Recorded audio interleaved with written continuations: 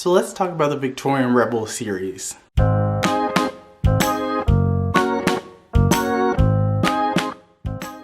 Hey guys, welcome back to my channel. It is Charles from the channel Books on Stereo, and I'm here to do a review of the Victorian Rebel series by Kerrigan Byrne. Now, if you don't know anything about this series, it is a historical romance series that is 7 books in total, but there is a spin-off series that basically makes book 7 almost like a hybrid book. It's both the end to the Victorian Rebel series, but it's also a start to a new series. And I will have to say this, you do have to read the books in order because they do build upon one another.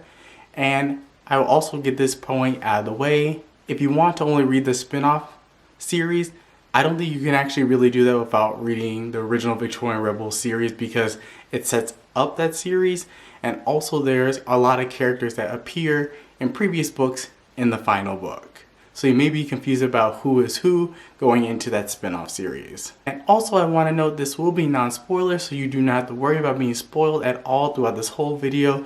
It will be spoiler free. So just going very quickly over the order of the books. You have the Highwayman, the Hunter, the Highlander, the Duke, the Scot, Betz's wife, the Duke with the dragon tattoo, and then A Dark and Stormy Night. Now, the name of this book has actually changed. It is actually Seducing a Stranger. So you may see that when you go and look at book 7 on Amazon.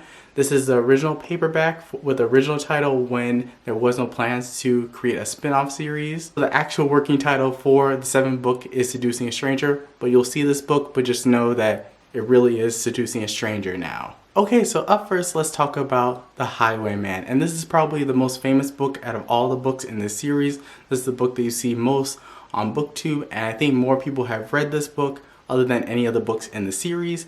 And this book we follow Dorian Blackwell, who is essentially like almost like a crime mob boss of the London underworld. And he basically finds himself attracted to this lady named Farah who works in the police department. So he basically steals her away up to his castle or somewhere in the Highlands and tries to make her fall in love with him. Now, I think a lot of times when people talk about this book, they give away the big twists that happens in this book, so I'm not going to do that for you, even though you probably may already know what the twist is in this book because I think almost everyone mentions it. I actually was pretty lukewarm when reading this book. It probably didn't move from a 4 to 5-star until the last, I would say, 5 chapters. This is quite a little bit more of a slow burn. It's quite angsty at times, but the characters and the writing are really strong in this book. And I did end up enjoying this one. I gave this one a 5 out of 5 stars in the end just because the ending was really satisfying. And I think you'll see that as a critique for the rest of the books in this series. Kerrigan usually does a really great job at nailing her endings. And that's where you usually get a lot of the steam, a lot of the action between the characters. And you also get a lot of the reveals near the end of the book as well. So yeah, I really ended up enjoying this one. And now let's move on to book 2. So book 2 of the series is probably my favorite book of the whole entire series. So in this one we follow an assassin named Argent who is hired to kill a famous London actress. But upon meeting his target, he falls madly in love with her and finds himself incapable of killing her. And basically strikes up a bargain that if he can like kiss her or something like that, that he will protect her from the other people that are trying to kill her. Even though he was trying to kill her, but now he basically is in love with her. And so with this one, I give this one a straight 5 out of 5 stars. This one is probably, I would say, one of the darker entries in the series and probably the most angsty of the books in this series. And for me personally, this one was my favorite, like I said. I would say for the first 2 books, you can read either or as an entry point into the series because the first 2 books are not as heavily connected. But I definitely love the ending of this one quite more, and I love the romance between our 2 main characters in this one the most out of the series. Now for fans of Highlander romances, this is probably going to be your favorite book. Now in this book, I would say the series starts to kind of like coalesce or in a way become more stringed together. There are some reveals that happen in this book that connected to books 1 and 2, and you see those connections kind of build more and more throughout the rest of the series. And this one we follow our main heroine. She's basically been institutionalized in like a kind of like a rehabilitation or like a crazy person home by her husband who was a viscount. So through a certain set of circumstances that I will not say, she gets broken out, and in order to escape grasp of her husband, she gets positioned as a governess at Liam, who was like this very well-known, very powerful, very violent, very brutal Highland conqueror, to basically take care of his, I believe, 2 little kids. And so that's the setup for this one. I would say I gave this one probably a 4 out of 5 stars. It wasn't bad. It wasn't my favorite in the series. I definitely think this is a little bit more of a lighthearted entry.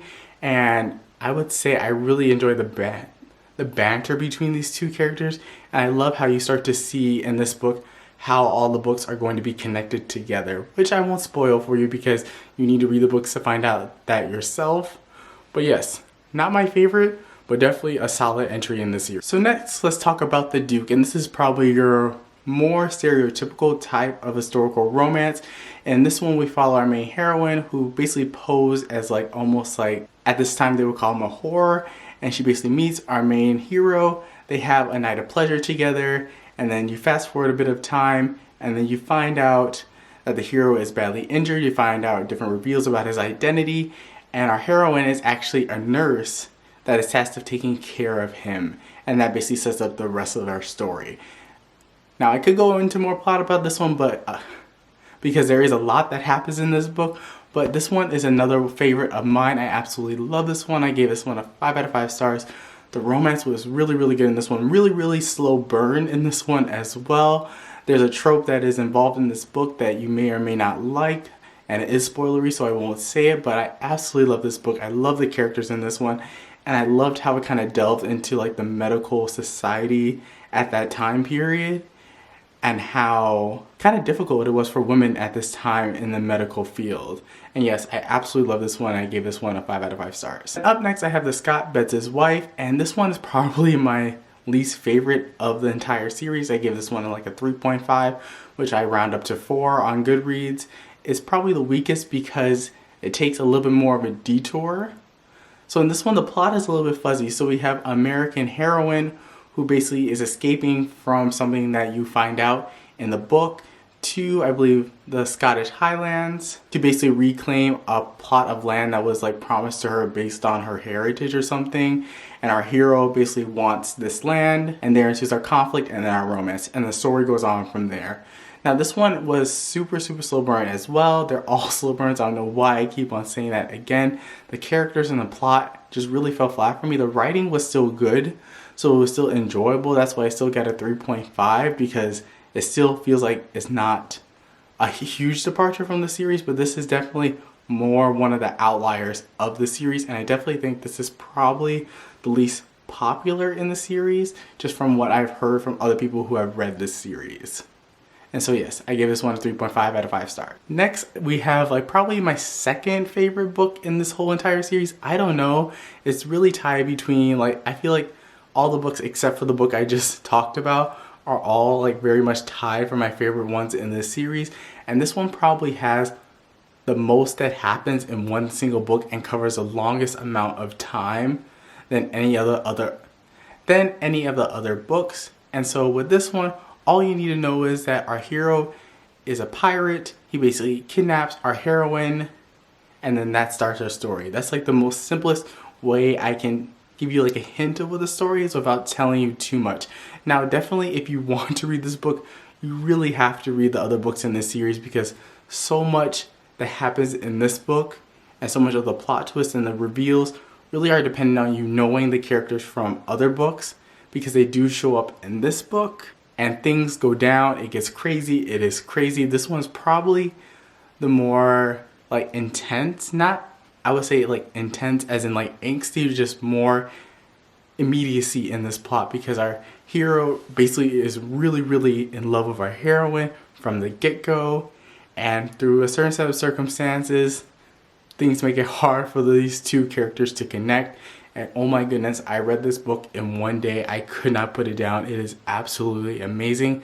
I don't know if it's still my favorite, but definitely a really, really strong entry into the series, and really helped kind of like tie together a lot of loose ends while also setting up some really interesting and new questions to explore in the next book. Now we're on to our final book in this whole entire series, Seducing a Stranger. Like I said, even though the title of this book that I'm holding up is A Dark and Stormy Night, it has been renamed to Seducing a Stranger and is part of the new spin-off series, while also being the 7th and last book in the Victorian Rebel series, and I believe this one was self-published. That's why it's a little bit different like size than the other books. So yeah, let's talk about this one. So this one features a character that we have met throughout the entire Victorian Rebel series, and this is his romance.